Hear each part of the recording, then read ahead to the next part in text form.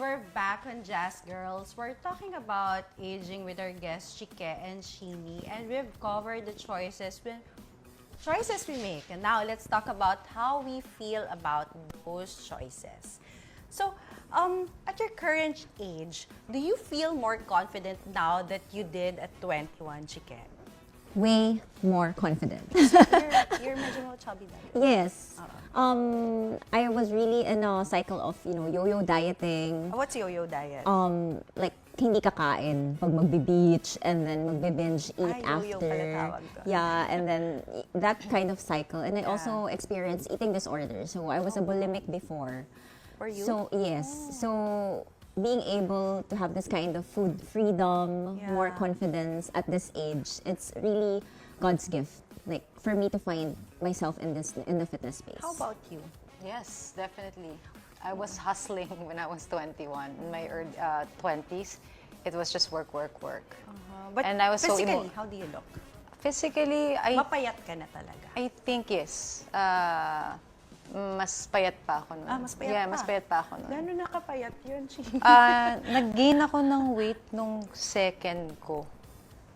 Nung second baby ko na. I can't imagine Yeah. Nag-gain ka how siya. slim you were. Pero you were perfect ngayon, ah. That's my dream body. Thank you. I appreciate that. Oo nga. Hindi, sobrang liit niya. Sobrang liit niya. Parang feeling ko yung braso ko kasi yung mga hindi nakikita na ginagawa natin behind the Yeah. camera. Oo For nga. yung effort is... After this, let's have coffee. Anyway, Okay. how about your lifestyle? Does you allow a level of spontaneity that your friends with kids might envy with you, Chinie? I'm sorry. I mean, sige. Does your lifestyle allow you a level of yung pagiging spontaneous that your friends or with kids might envy with the both of you? I think yes. It's we maintain having a kid at heart.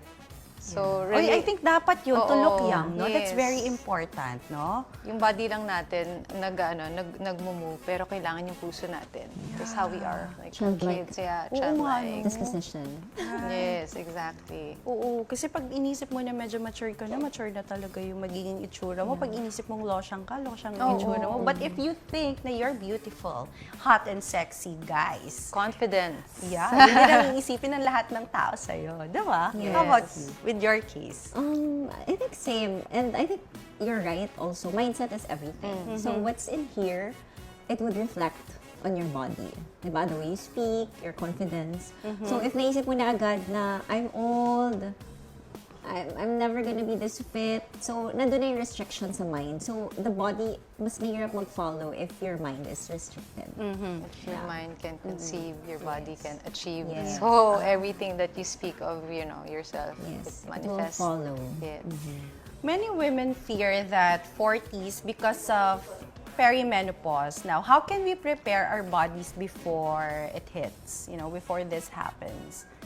Kasi you wouldn't know, no? Like you mentioned, you started your menopause when you were 37, Yes. diba? Kasi baka mamaya menopause na pala ako, hindi ko alam, diba? How would we know? Like, check at menstruant, kailangan talaga you check with your OBGYN. You really have to, but sometimes kasi, like before, sinasabi din ng mga OB, pagod lang yan. Yeah. Pahinga ka lang. Hindi rin nila ma-describe talaga kung ano nangyayari sa body. Pero now, information is free. Yes. So it's just your effort to research, diba? Tapos also, prepare yourselves, educate yourself.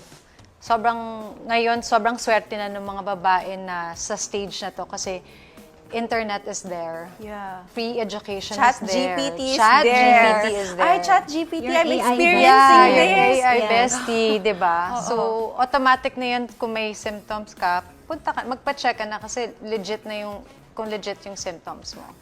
Than just sitting around and dwelling na, I feel so old, which is part of the emotional roller coaster of perimenopause. How about with you, Chikedo? How do you handle yung, sabi nga nila, loneliness argument, no? People often say, who will take care of you when you get old, diba? I guess nowadays it's out there that your kids, they're not retirement plans. Yeah. Diba? Oo. So, Percent. not naman 100% guarantee that you give life to somebody else, that they would 100% support you when you're older. Yeah. And if ever I have a kid, like if magkaroon ng changes later in life, I also don't want them to bear that kind of responsibility. So right now, me and my husband are really actively planning for the future. So we do have investments. So number one, financial stability is important. So that regardless of what age you are, we just plan on, at a certain age na hindi na muna magtatrabaho. You know, that kind of freedom. Early that money, retirement. yes, money would be working for you. You can travel without thinking. Syempre, it requires a lot of sacrifices early on to be able to achieve that. So, mas less gastos, less unnecessary things, and focus talaga on things that matter so that you would have a good retirement. Diba? Yes. A life not dependent on anybody else, Yeah. but on yourself. Pero Chike, follow-up question. Kasi in your 16-year relationship, how do you handle individual growth so you don't outgrow each other? Actually, in my last anniversary greeting sa kanya, yun yung isa na sa caption ko, na I'm very proud that we always outgrow versions of ourselves. You know, like when you tell yourself na hindi ako techie, hindi ko kaya yung mag-social media or like to grow my brand. So, again, going back to what we spoke earlier on about mindset. So, if restricted na agad yung utak mo, talagang mag-give up ka na, I'm not techie, I'm not this type of person. So, always when we have weaknesses or mga things na hindi natin strength, we always think of ways of how to improve them. Of course, it's not gonna be perfect. So, it goes for both of us. He gives me feedback. Like, uy, mahina ka mag-manage ng finances mo, magastos ka. So, okay, this year, I promise you, I'll try to improve that. Or like, sabihin niya, you're very messy. As husband and wife, we are very honest with each other. So, I think that's what also helps. Like, for us to grow, we don't take offense in the comments of one another. We try to improve by giving positive feedback and also helping each other on like, how do I improve this? How do I make you feel better about this certain, nuisance of mine? But with your experience, Yeah. as somebody who champions aging, what's your thought about this? You have to detox ba ng detox para gumanda yung skin mo? Ganun ba yun? Hindi siya, It's not like that, It's not no? like that. Okay. But it's part of it, yes. But, it's your lifestyle is important.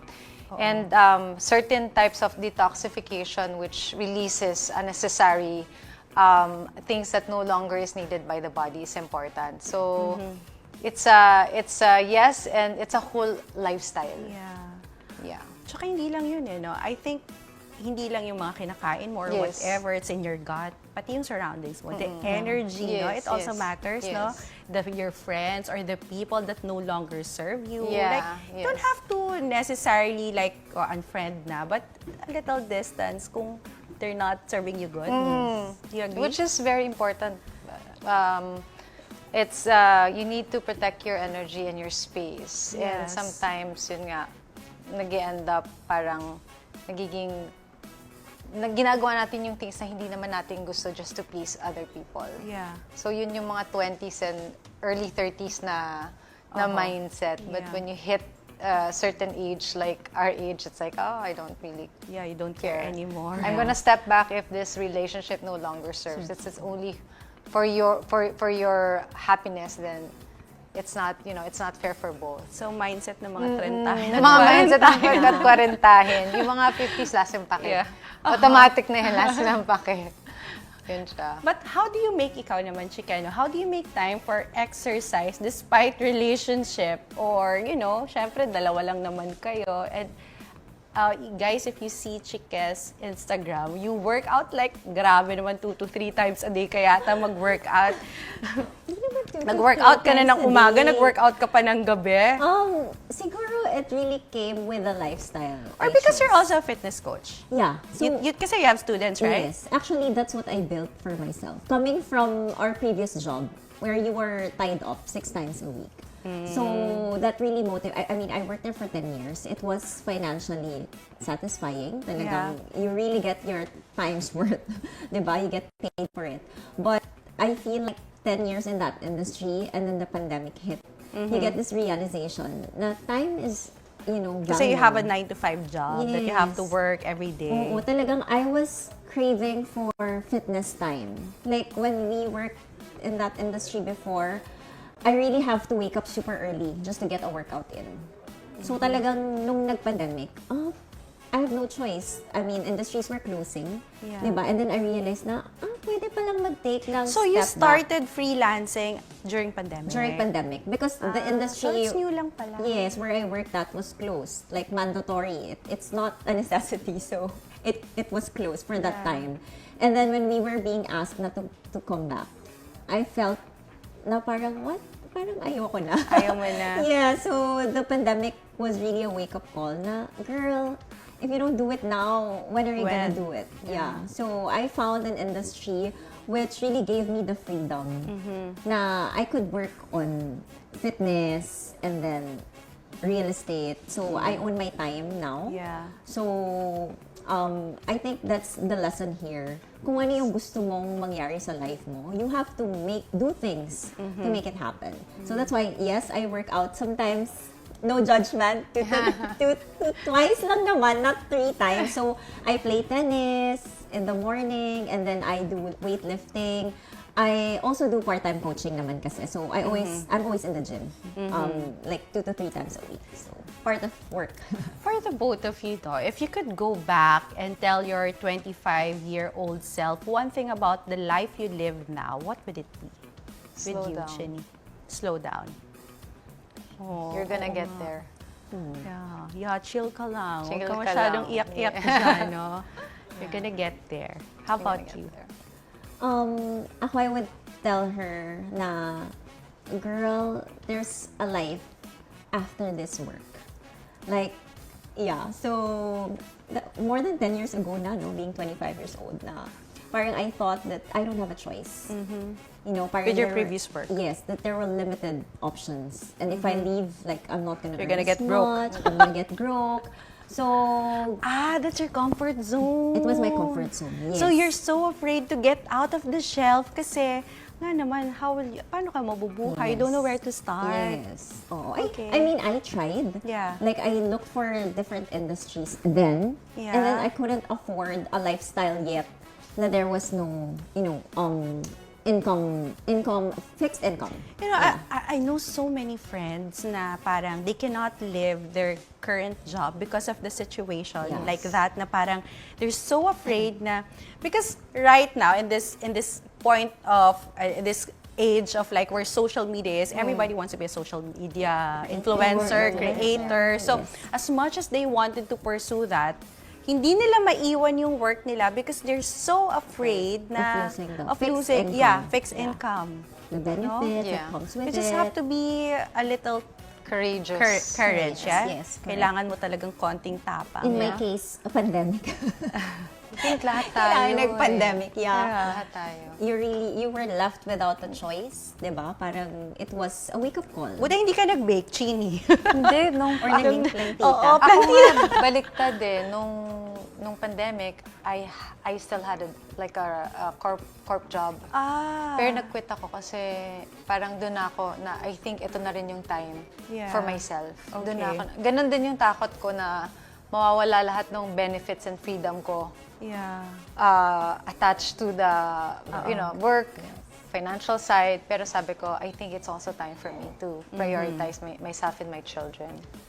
So guys, kung meron kayong gustong gawin, do it now. No, you don't have to wait for another 10 years. Life is short. So Yes. don't go away, because in our final segment, we're talking about future-proofing, how to ensure our 40s, 50s, and beyond our most powerful years yet. We'll be right back.